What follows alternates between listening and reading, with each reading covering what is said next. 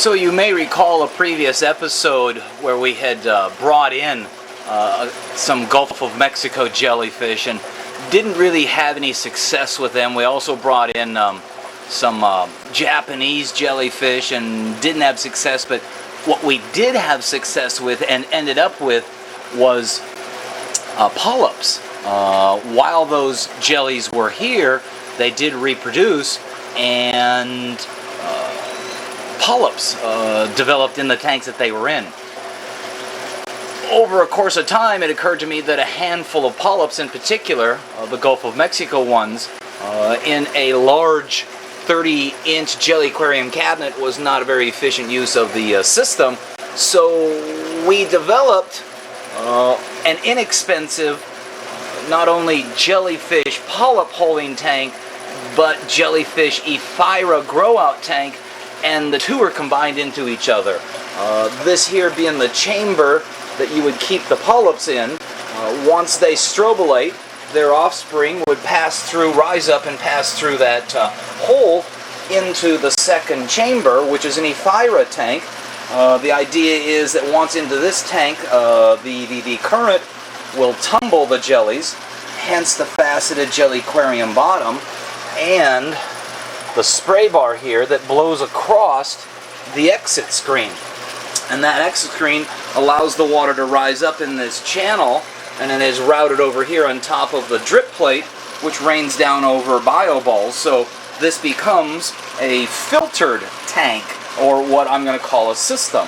At the same time, that water is then picked up by a water pump and brought up into this manifold that has two valves on there with controls, and those are routed into the two separate tanks. The first one being the polyp tank, which is just a general flow of water through here, and again in turn the water exits there. The idea being that you could separate the polyps from the adults. Separate the Ephyra from the polyps. This also, I suspect, will work as a seahorse breeding tank, quite possibly a clownfish breeding tank, and certainly a number of other applications. And that second valve then brings the water over to the spray bar, which not only creates the mechanism for the rotation of the water in the tank, but it also blows water across the exit screen here, which is kind of a deterrent for any of those free-swimming Ephyra to hang out around there and possibly get drawn up into the screen. And of course then it exits again into the wet-dry trickle filter compartment. So we've cleared space today for this tank, and we're going to set it up, and we're going to move some polyps, or the polyps that came from the Gulf of Mexico jellies, into this tank. So let's get started. Alright, so the new little combo breeding tank is running.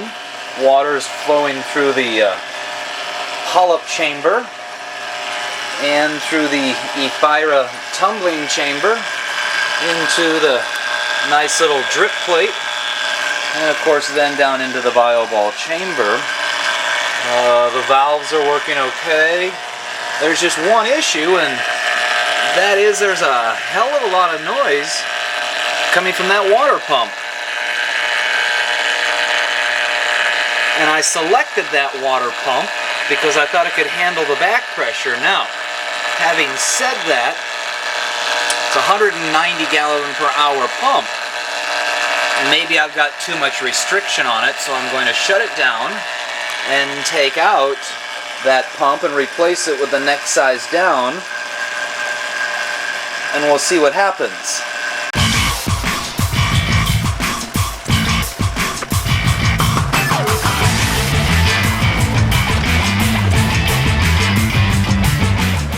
Now, here's where you start having to make design changes that aren't always as appealing. This 190 gallon hour pump, which could be too strong, we'll find out in a moment, has a threaded discharge. And you see I've wrapped Teflon tape around it. So it makes for a nice secure fitting with all that rigid pipe.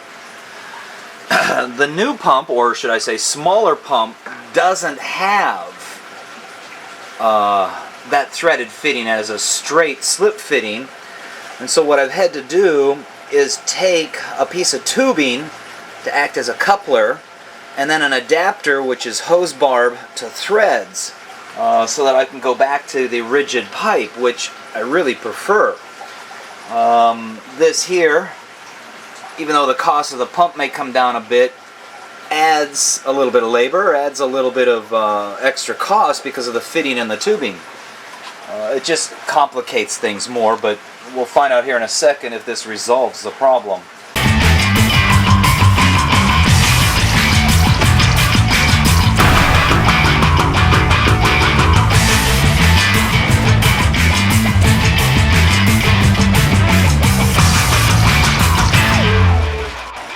Okay, well, we've solved the noise issue, so I'm going to assume that the previous pump, we were creating too much restriction and the noise was the result of back pressure.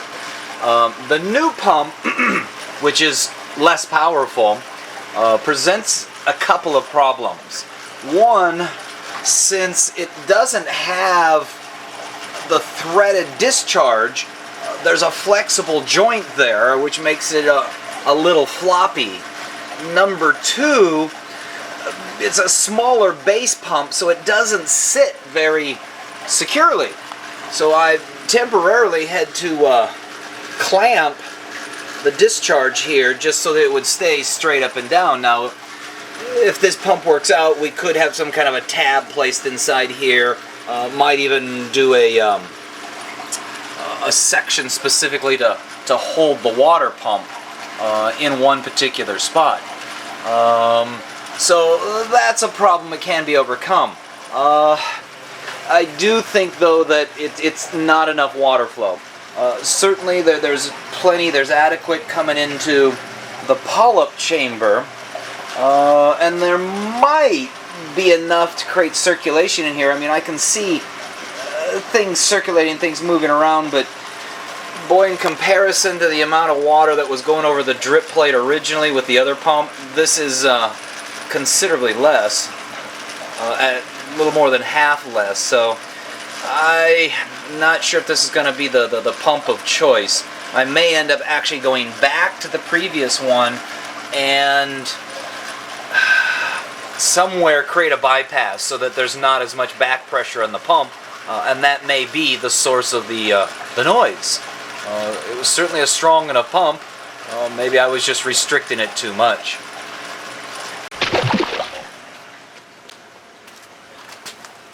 Now, just as a little bit of a test, I'm going to hook this original strong pump up in a bucket. No restriction. Just to get an idea as to the noise level it makes.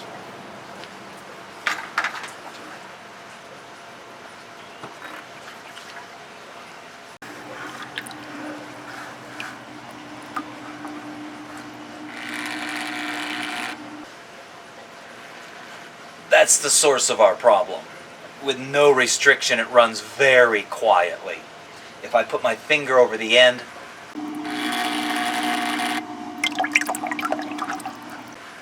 I can begin to hear the impeller is chattering.